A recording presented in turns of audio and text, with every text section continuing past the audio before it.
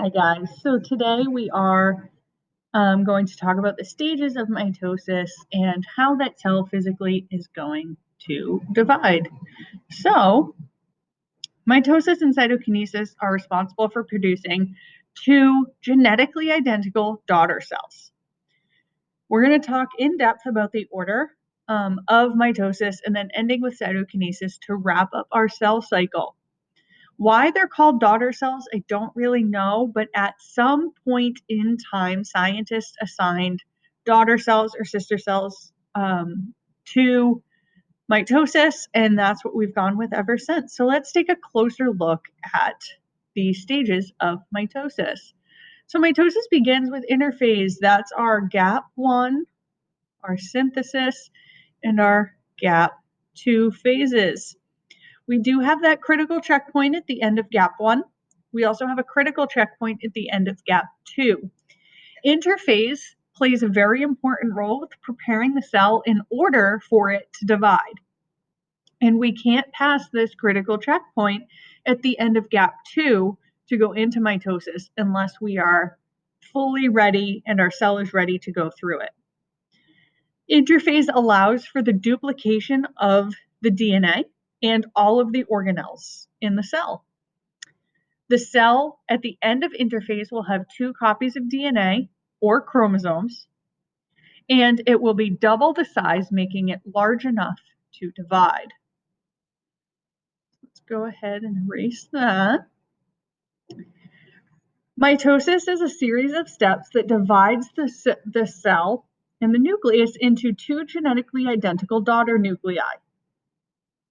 Each nuclei gets a full set of chromosomes that will be genetically identical to the original.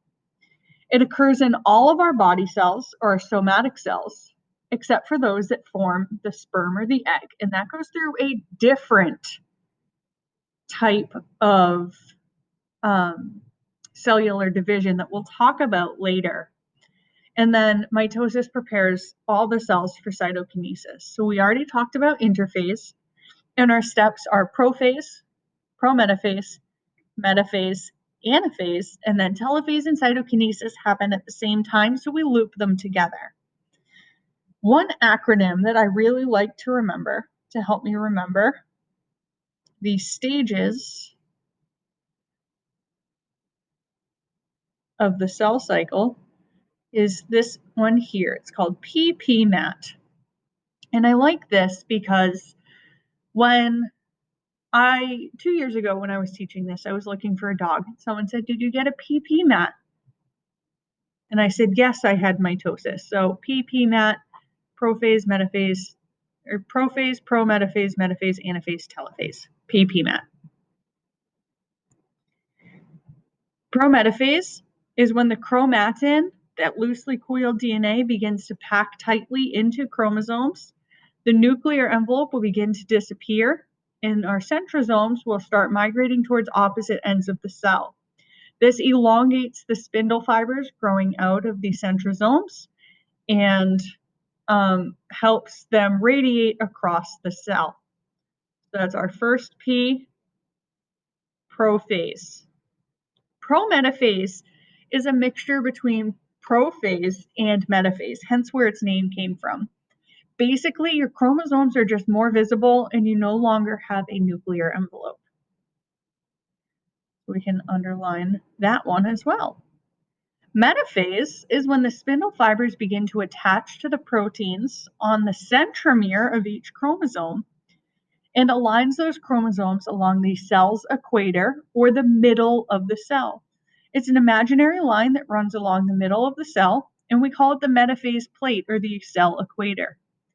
Once metaphase is done, and we have our chromosomes along the middle of the cell, we jump right into anaphase, which is actually the shortest of the phases in the cell cycle.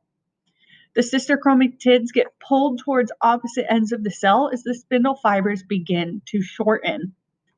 It pulls the sister chromatids away from each other and creates this upside down or V-shaped pattern that is really pulling those sister chromatids away from each other, so towards each side or each pole of the cell. And then we have telophase. Telophase and cytokinesis are drawn together because they happen concurrently. In telophase, you have a complete set of chromosomes at each pole of the cell. So one here and one here. The nuclear membrane begins to reform, as you kind of can see this here, and our chromosomes are uncondensing or uncoiling into that chromatin again. Spindle fibers fall apart, and then we have cytokinesis that begins to happen and creates this cleavage furrow right here. Cytokinesis divides the cytoplasm into two complete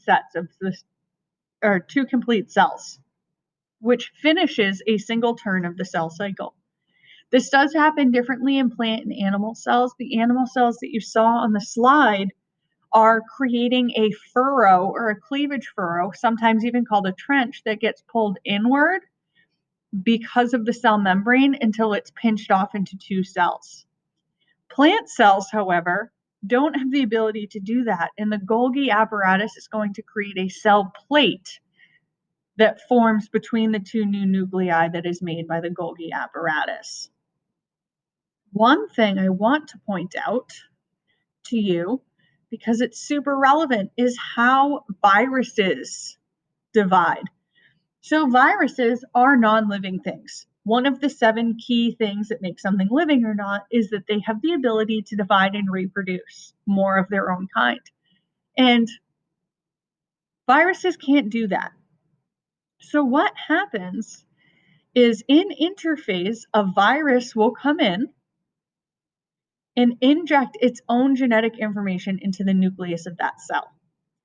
That genetic information then takes over and goes through the cell cycle repeatedly. It'll multiply its DNA, divide, multiply, divide, and it just keeps going back and forth, back and forth. The only difference is that viruses don't have DNA, they have RNA, and that RNA is a single-stranded molecule. So that RNA goes in and it just keeps dividing over and over again. And as it's multiplying its DNA, it can mutate. And that's how we end up with so many variants of a specific disease. This is also why the COVID-19 vaccine is not a live vaccine, which means that they are not injecting an actual virus into your body. They've extracted out the genetic information to help us build antibodies that way instead of injecting us with the live version of the vaccine like a flu shot would be. Cytokinesis is important to not only complete the cell cycle, but it's critical for both multicellular and uni or single cellular organisms. Single-celled organisms use mitosis as a mean of reproduction. Bacteria want to create more bacteria. They want their bacteria to be identical to the parent. However, in multicellular organisms, we are using mitosis for growth, development, and repair of our body parts. We do not have the ability to use mitosis to reproduce. We use something else, and that's what we'll be talking about in our next chapter when we start talking more about genetics and how different organisms divide and reproduce away from how single-celled organisms divide and reproduce.